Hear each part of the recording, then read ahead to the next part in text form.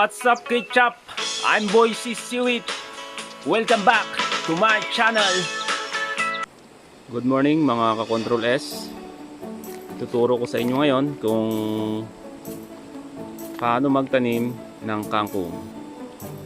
How to plant kangkong. Meron tayong dalawang sachet ngayon ng kangkong seeds. Ito siya. Ito yung itatanim natin. Okay, mga Control S, i-prepare na natin yung pagtataniman natin ng kangkong seeds.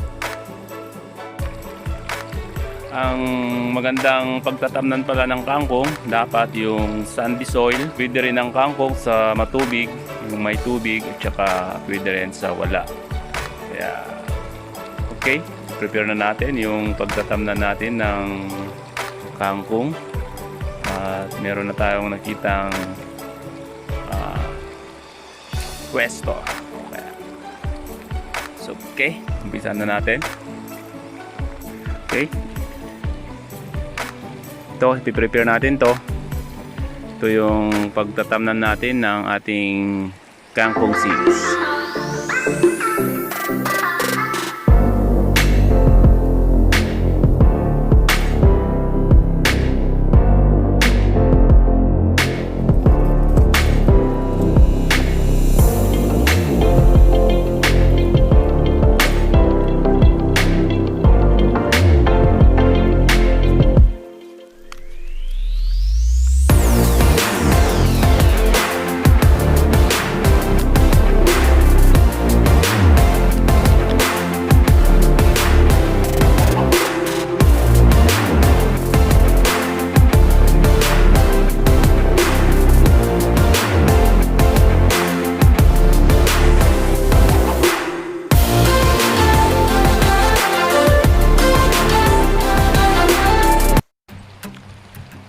Ito na yung plot natin.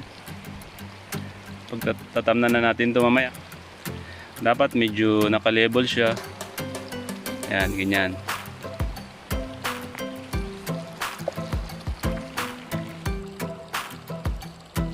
Ito yung iba nating tanim. Mga siling labuyo.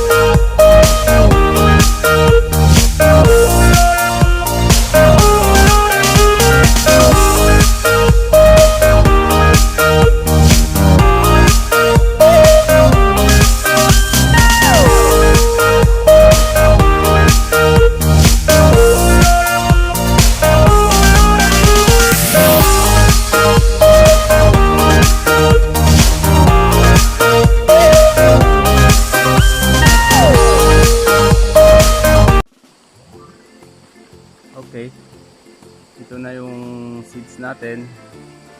Tatanim na natin siya.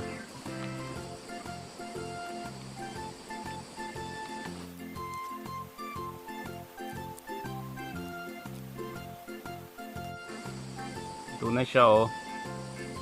Ito na siya. Tinanggal na natin sa pack niya. Merong ganito. Tapos buksan natin to.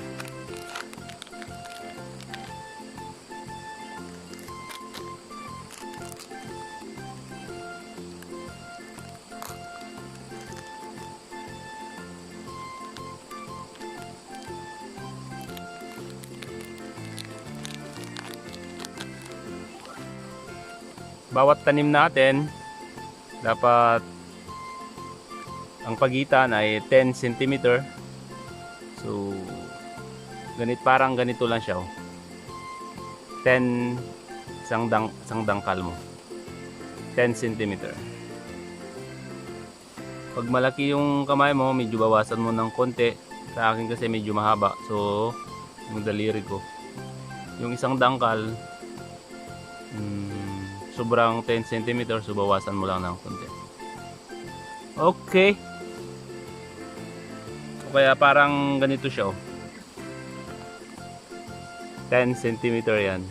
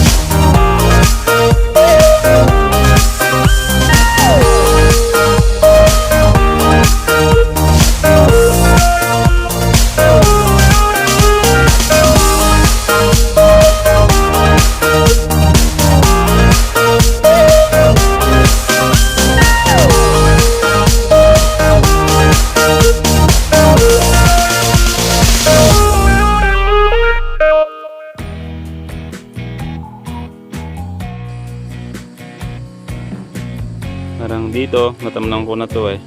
Tapos isang dangkal mo, bawasan mo ng konti. Ayan. Tapos 3 cm yung lalim. Tapos lagyan mo ng buto. Yun. Tapos isang dangkal ulit. Bawasan mo ng konti. 3 cm yung lalim. Ayan. Ito naman. Ayan.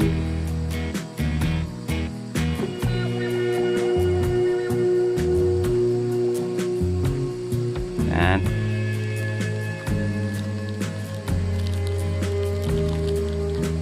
Dito.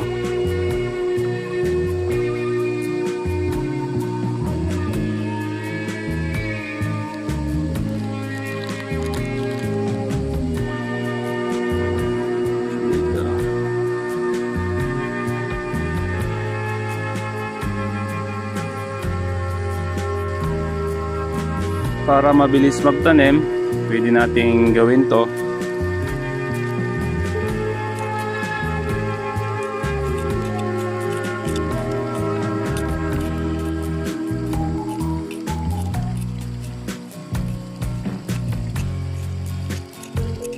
Yan.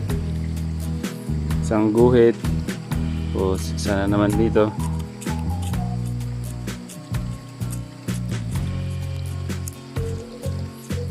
Isang line,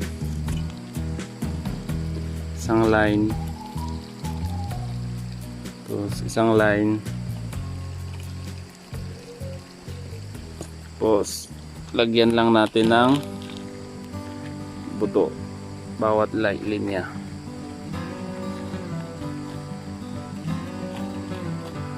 Pwede rin ganito para mabilis.